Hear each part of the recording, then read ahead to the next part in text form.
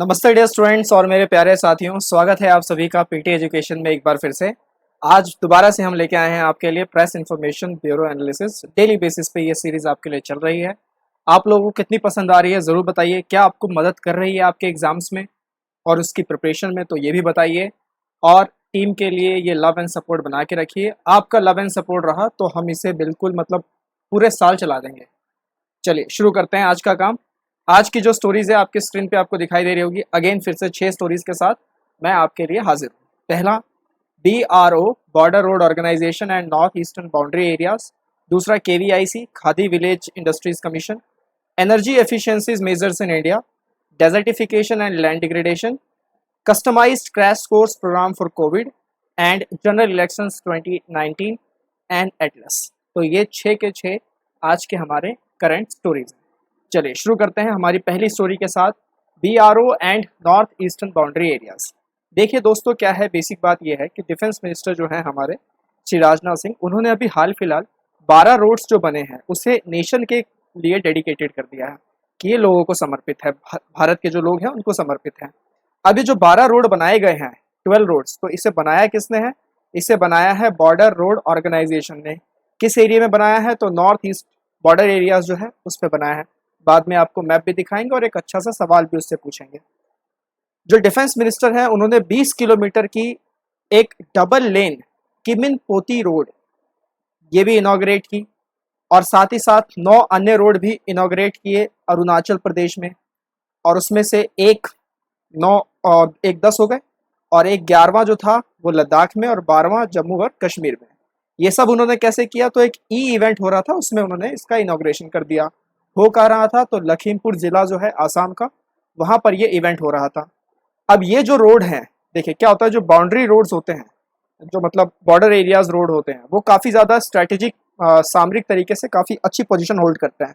साथ ही साथ socio economic importance भी काफ़ी ज़्यादा मेजर रोल वहाँ पे प्ले करता है, और नेशनल सिक्योरिटी तो है ही है। साथ ही साथ जो वो बॉर्डर एरिया डेवलपमेंट है वो भी बात है। जैसे कि अगर ये नॉर्थ ईस्ट में बना है तो नॉर्थ ईस्टर्न डेवलपमेंट के लिए भी काफ़ी अच्छा है। अब ये सारे जो प्रोजेक्ट्स हैं ये किसके तहत आते हैं? तो भारत की एक पॉलिसी है, इंडियाज एक्ट ईस्ट पॉलिसी। बहुत ही अच्छी खासी पॉलिसी है, इस पर फिर कभी बात करेंगे। ये अपने आप में पूरा कॉन्सेप्ट है।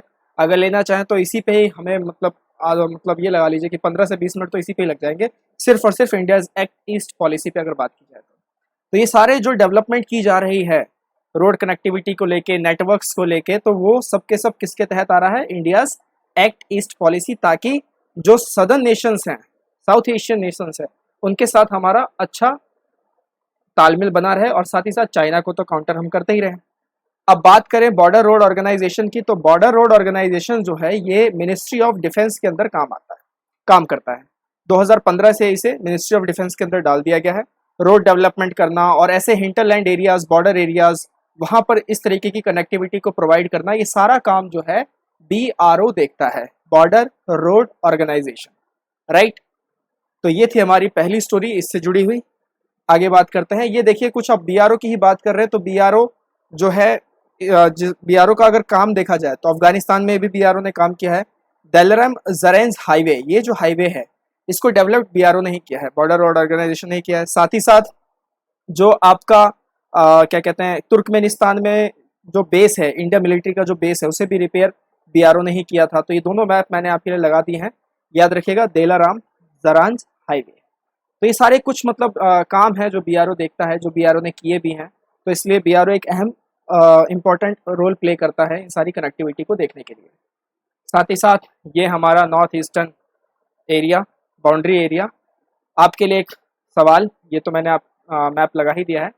आपके लिए एक बड़ा छोटा सा सवाल है कि इसमें से चिकन नेक क्या है? चिकन नेक क्या है ये बताइए इस डायग्राम को देख के, राइट। कमेंट थ्रेड में जवाब दीजिए जिन जिनको मालूम है, जो महारथी जो इसकी जानकारी रखते हैं कि what is chicken neck in the given figure, please comment below and enlighten अस। आगे बात करते हैं, दूसरे स्टोरी पे हम चले तो KVIC khadi village industries commission. अब इसमें क्या हुआ? इसमें बहुत ही एक अजीबोगरीब बात हो गई है। कोविड-19 पेंडेमिक के बावजूद भी, लॉकडाउन के बावजूद भी, KVIC में जो ग्रॉस एनुअल टर्नओवर है उसमें इजाफा दिखा है 7.71% का पिछले साल के कंपैरिजन में। तो इस साल इन्होंने कितना टर्नओवर बनाया? तो लगभग 95,741 करोड़ रुपए का ग्रॉस एनुअल टर्नओवर बनाया। अब केवीआईसी की अगर बात करें, खादी विलेज इंडस्ट्रीज कमीशन, तो ये कैसी बॉडी है? ये एक स्टैट्यूटरी बॉडी है जिसे by an act of parliament के थ्रू स्टैब्लिश किया गया है। और वो एक्ट क्या था? वो एक्ट था khadi and village industries commission act 1956। ये वो एक्ट था। ये एक एपेक्स ऑर्गेनाइजेशन है जो किसके तहत आती है? एमएसएमई के तहत, ministry of small and medium enterprises. तो दूसरा सवाल, इसके मंत्री कौन है? कौन है इसके धर्ता कर्ता? ये बता दीजिए, कर्ता धर्ता, सॉरी। तो एमएसएमई के कर्ता धर्ता कौन है, उनका नाम बता दीजिए। क्या उद्देश्य है केवीआईसी का? To plan, promote, facilitate, organise, assist in the establishment and development of khadi and village industries in the rural areas for rural development. तो बेसिकली रूरल डेवलपमेंट जो भारत है सही मायनों में, उसके डेवलपमेंट के ऊपर बात करता है। देखिए, खादी है तो महात्मा गांधी जी को आप भूल ही नहीं सकते, और महात्मा गांधी ने तो बोला ही था कि भारत का दिल गाँव में बसता है, और इसके लेके आर्टिकल 40 भी डेडिकेटेड है, ऑर्गेनाइजेशन ऑफ पंचायत वगैरह, ये सब हमने पॉलिटी में पढ़ा हुआ है। Broadly it has 3 main functions, इसके 3 मुख्य फंक्शन है, कारक हैं। पहला है सोशल, ताकि जो रूरल एरियाज हैं वहाँ पे डेवलपमेंट के थ्रू एम्प्लॉयमेंट जनरेशन किया जा सके। फिर इकोनॉमिक फंक्शन है, सेलेबल आर्टिकल्स जो भी मतलब ये तैयार कर रहे हैं प्रोडक्ट्स वगैरह, इसको सेल किया जा सके। फिर self reliance, building up a strong rural community spirit. कुछ इनिशिएटिव्स इन्होंने हाल फिलहाल में लिए हैं, जैसे कि khadi portal, khadi mask, khadi footwear, khadi प्राकृतिक पेंट। जहाँ तक मुझे याद है किसी एक परीक्षा में ये पूछा ज़रूर गया था कि KPP में पी का क्या मतलब है। बाकी के और पी इन दोनों के मतलब दिए हुए थे, खादी पेंट, पी से क्या मतलब है ये वहाँ पे पूछा गया था। तो इस तरीके से सवाल बन सकते हैं, इस तरीके के MCQs बन सकते हैं। तो इन सब चीज़ों को ध्यान रखिएगा, मिस कुछ भी नहीं करना है। खादी हैंड सैनिटाइजर्स वगैरह, तो खादी के हैंड सैनिटाइजर्स का इस्तेमाल किन किन लोगों ने किया है ज़रूर बताइएगा कमेंट थ्रेड में, कि how many of you are have been, आप में से कितने लोगों ने खादी के जो हैंड सैनिटाइजर्स हैं उसका इस्तेमाल किया है, राइट। तो ये थी हमारी दूसरी स्टोरी। तीसरी स्टोरी पे चलते हैं, जो कि बहुत ही बढ़िया स्टोरी है मेरे हिसाब से। Energy efficiency measures in India. Bharat में जो ऊर्जा की जो एफिशिएंसी है उसको मापने के जो क्या क्या मतलब उसमें डेवलपमेंट हुए हैं उस पर बातचीत की गई है। इसमें हाल फिलहाल एक हाई लेवल की मीटिंग भी हुई थी जिसमें मिनिस्टर्स लोग ने शिरकत की, और उसमें उन्होंने रिव्यू किया कि भारत में एनर्जी एफिशिएंसी प्रोग्राम्स कितने अच्छे तरीके से प्रोग्रेस कर रहे हैं और क्लाइमेट चेंज को लेकर भारत की क्या तैयारी है। इसमें 2 डॉक्यूमेंट रिलीज किए गए। सबसे पहला है रोशनी, मैं इन सब की फुल फॉर्म भी आपको बताऊंगा। रोशनी एक तरीके का मिशन डॉक्यूमेंट है जिसमें सारे जो एनर्जी कंजर्वेशन स्कीम्स हैं उसको किस किस तरीके से पूरे देश में इम्प्लीमेंट किए जाएंगे इस पे बात करता है। और दूसरा डॉक्यूमेंट है उन्नति। ये दोनों ही document bureau of energy efficiency BEE इसने डेवलप किए हैं, और एक पूरा, जैसे उन्नति आप डॉक्यूमेंट देखेंगे तो उसमें पूरे 10 साल का एक एक्शन प्लान जो है वो लेआउट कर दिया गया है। कुछ अन्य प्रोग्राम्स भी लॉन्च किए गए एनर्जी एफिशिएंसी को लेकर, जैसे PAT, perform achieve and trade scheme, full forms वगैरह एब्रीविएशंस वगैरह याद रखेगा। Perform achieve and trade scheme, ये सब आपको याद रखना है, एग्जाम में आ सकते हैं। Standards and labelling programme, Ujala programme, municipal demand side management programme, e certificates दिए गए, राइट। ई सर्टिफिकेट्स किस मिशन के तहत? National mission of energy efficiency, national mission of energy efficiency NMEEE। NM जो ट्रिपल है, national mission of energy efficiency, is one of the 8 national missions under the national action plan on climate change. तो NAPCC के तहत ये जो 8 missions ले गए थे उनमें से एक मिशन ये है। कई परीक्षाओं में ये सवाल पूछा जा चुका है कि NAPCC कब लॉन्च हुआ था। तो आपके लिए आज का अगला सवाल कि in which year does the NAPCC has been launched. तो जरूर बताइएगा कि कब इसे लॉन्च किया गया, national action plan on climate change. अब बेसिक बात यह है कि यहाँ से मैंने पावर ऑफ मिनिस्ट्री के साइड से, मिनिस्ट्री ऑफ पावर के साइड से यहाँ से मैंने ये पूरा उठा दिया है। ये देखिए, उदय है, आपका उजाला है, ऊर्जा है, राइट, तरंग है, विद्युत प्रवाह है, सौभाग्य डैशबोर्ड है, प्राप्ति है। तो इन सब चीज़ों को आप थोड़ा सा ध्यान रखिएगा और अपनी रिसर्च जारी रखिएगा। साथ ही साथ उन्नति और रोशनी पे हमने बात की थी। उन्नति का फुल फॉर्म क्या है? Unlocking national energy efficiency potential उन्नति। ये एक डॉक्यूमेंट है, इंटरनेट पे अवेलेबल है, आराम से इसे खोल के आप देख सकते हैं। जहाँ तक रोशनी की बात करें तो road map of sustainable and holistic approach of national energy efficiency. कमाल, लाजवाब, मतलब एक्रोनिम बनाने में तो इनका तो कोई तोड़ ही नहीं है। तो road map of sustainable and holistic approach to national energy efficiency किसके तहत आता है? Ministry of power, government of India के तहत। सत्यमेव जयते। चलिए आगे बात करते हैं, हमारी अगली स्टोरी की ओर बढ़ें। तो डेजर्टिफिकेशन एंड लैंड डिग्रेडेशन। हाल फिलहाल 17 जून को डेजर्टिफिकेशन एंड ड्रॉट डे के रूप में ऑब्जर्व किया जाता है। इस दिन का मतलब यह है कि जो भी डिग्रेडेड लैंड है, देखिए डेजर्टिफिकेशन का मतलब हो गया कि ऐसे ड्राई लैंड्स जो अपनी प्रोडक्टिविटी खो दें, जिनकी जो प्रोडक्टिविटी है वो रिड्यूस हो जाए due to any reasons, natural reasons और मैन मेड रीजंस, तो उसके कारण अगर वो अपनी प्रोडक्टिविटी खो देता है वो ड्राई लैंड, तो उसे डेजर्टिफिकेशन कहते हैं। इसमें मैं आपको एक चीज और बता दूं, एक चीज और क्लियर कर दूं कि डेजर्टिफिकेशन का ये मतलब नहीं है कि the expansion of desserts, right. Expansion of desserts इसका मतलब नहीं है। इसका मतलब है कि जो ड्राई लैंड है उसकी प्रोडक्टिविटी अगर रिड्यूस होती है by any factor, whether it is natural और मैन मेड, तो उसको हम डेजर्टिफिकेशन कहते हैं। और उसके रिस्टोरेशन के लिए 17 जून को पूरे दुनिया में इसे ऑब्जर्व किया जाता है। इसके रिगार्डिंग काफ़ी सारी अवेयरनेस प्रोग्राम्स और जो आपकी सॉयल इरोजन है, इन सब चीज़ों को भी मतलब कंसिडर किया जाता है। इस साल का थीम क्या था? थीम याद रखिएगा, 2021 का थीम था restoration land recovery, we build back better with healthy land. तो ये इस बार का क्या है? ये इस बार का थीम है। थीम को ध्यान रखना है। यूनाइटेड नेशंस की अगर हम कुछ बातें माने तो उसमें बोला गया है कि कम से कम 3.2 बिलियन पीपल की जो जिंदगी है वो इस डिग्रेडेशन के कारण यानी डेजर्टिफिकेशन के कारण अफेक्ट हो रही है नेगेटिव वे में।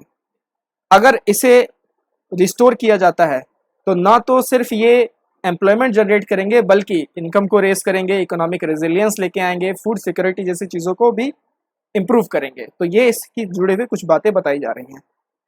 साथ ही साथ आपको मालूम है कि 2019 में इंडिया ने COP14 जो कि 14th मीटिंग थी on conference of parties to the UN convention to combat desertification, इसको चेयर किया था, मतलब इसको लीड किया था। इसमें इन्होंने इंडिया ने लीड किया था 14th meeting of UNCCD, united nation convention to combat desertification. और इसी ओकेजन पे इस बार 2021 में 17 जून 2021 को एक नया एटलस रिलीज किया गया है डेजर्टिफिकेशन एंड लैंड डिग्रेडेशन का, जिसे पब्लिश किसने किया है? इसरो ने। तो इसरो को हमारी तरफ से एक सलाम कि इसरो ने इसे पब्लिश किया। मैं वो पिक्चर भी आपको दिखा देता हूँ। ये उसका जो है फ्रंट पेज है उस एटलस का, जो मैं वहाँ से निकाल के लेके आया हूँ इसरो की वेबसाइट से, right. Space applications research, Indian space research organisation, government of India, SAC, space application centre, right. तो ये था desertification and land degradation. Theme याद रखनी है, डेट याद रखना है, 14th मीटिंग याद रखना है, और एटलस किसने रिलीज किया ये भी याद रखना है। सॉरी, एटलस किसने पब्लिश किया ये भी याद रखना है। तो इसरो वो नाम है। अगले पे अगर हम बात करें, हमारी अगली story, customised crash course programmes for कोविड-19 फ्रंटलाइन वर्कर्स। देखिए क्या है, हाल फिलहाल में प्रधानमंत्री जी ने कस्टमाइज्ड क्रैश कोर्स प्रोग्राम जो है लॉन्च किया है फ्रंटलाइन वर्कर्स के लिए, जो कोविड वॉरियर्स हैं हमारे, उनके लिए। इस ट्रेनिंग प्रोग्राम में क्या होगा? 111 ट्रेनिंग सेंटर्स होंगे जो कि 26 स्टेट्स में बने होंगे, बनाए जाएंगे। 1 लाख फ्रंटलाइन वर्कर्स को ट्रेन किया जाएगा। क्यों? क्योंकि पहले वेव से हम निपट गए पिछले साल, अब दूसरी वेव से भी लगभग ऐसा आ रहा है कि हम निपट चुके हैं, लेकिन तीसरी वेव का खतरा है ही है। और दूसरी वेव में जो मार हमें पड़ी है उससे हमें सीख लेने की ज़रूरत है। और उससे सीख लेने की क्या ज़रूरत है कि तीसरी वेव आती है तो आप और हम तो फिर से मतलब अंदर ही रहेंगे, लेकिन जो कोविड-19 के फ्रंटलाइन वर्कर्स है वो फिर से सामने आएंगे, जैसे आपके पुलिस ऑफिशियल्स हो गए, आपके हेल्थ वॉरियर्स हो गए, राइट। ये सब आपके फिर से सामने आ जाएंगे। तो इनको ट्रेन करना बहुत ज़्यादा ज़रूरी है ताकि ये पहले से ही तैयार रहे अगर ऐसा कुछ आपदा दोबारा से वापस आती है तो।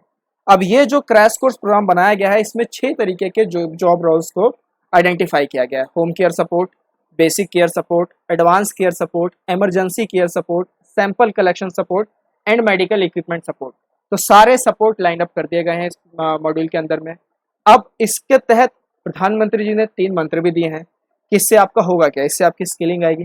लोगों को आप ट्रेन कर रहे हैं तो लोगों को आप स्किल प्रोवाइड कर रहे हैं। स्किल इंडिया मिशंस और मतलब सुदृढ़ होंगे। Skill, reskill and upskill.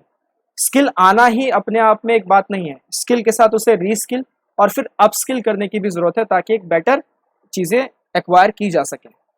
और यूनियन गवर्नमेंट पूरी तरीके से कमिटेड है कि हर नागरिक को, भारत के हर नागरिक को फ्री वैक्सीन दे दी जाए। आप में से कितने लोगों ने वैक्सीन लगा लिया है ज़रूर बताइए।